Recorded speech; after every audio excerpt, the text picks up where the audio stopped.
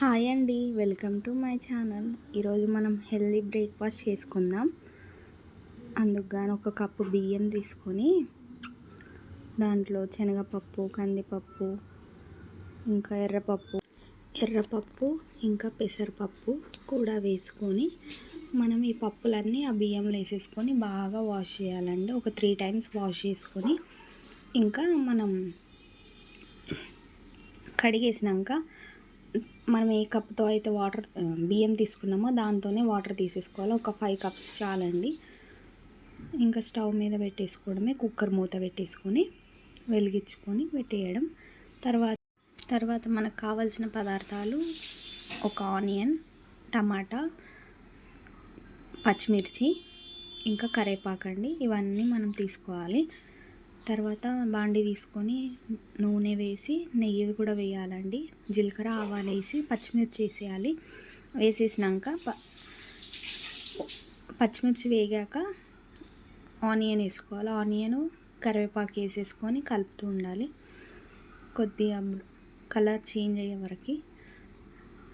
ఇందులో కలిపినాక కొంచెం టేస్ట్కు అవి ఉడకడానికి చిటికెడు సాల్ట్ వేయాలండి.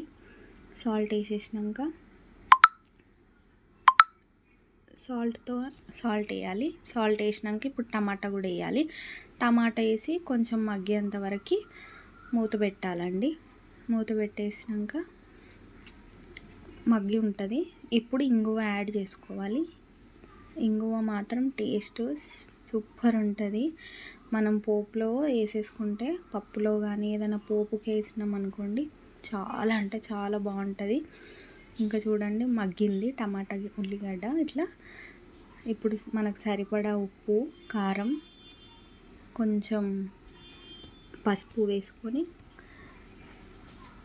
కలపాలి. ఇంతలోపు ఆ రైస్ కూడా ఉడికిపోతుందండి.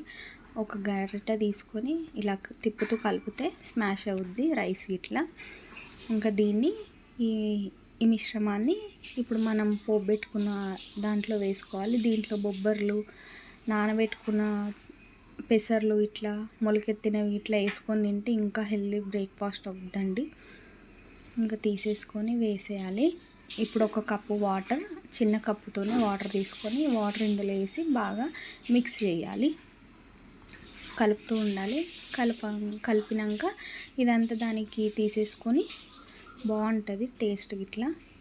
ఇప్పుడు మనం పోపు పెట్టింది ఇంకా సరిపడా సాల్ట్ చూసుకోవాలి. ఒకసారి చూసేసుకుంటే సరిపోద్ది. బాగా మిక్స్ చేయాలండి. ఇప్పుడు కరివేపాకు వేసేసుకోవాలి. లాస్ట్ కొత్తిమీర వేసుకోవాలి. కొత్తిమీర వేసేసుకొని మనం ఒక 2 నిమిషాలు మగ్గించుకుంటే మన టేస్టీ హెల్దీ బ్రేక్ఫాస్ట్ రెడీ అండి. మీరు కూడా ట్రై చేయండి. చాలా అంటే చాలా బాగుంటుందండి. మనం మార్నింగ్ ఎప్పుడైనా కానీ ఏదో ఇడ్లీ, దోశ తినే బదులు ఇది తినొచ్చు. ఇంకా నెయ్యి వేసుకొని తింటే మాత్రం అబ్బా సూపర్ ఉంటుందండి. Subscribe my channel, please support me.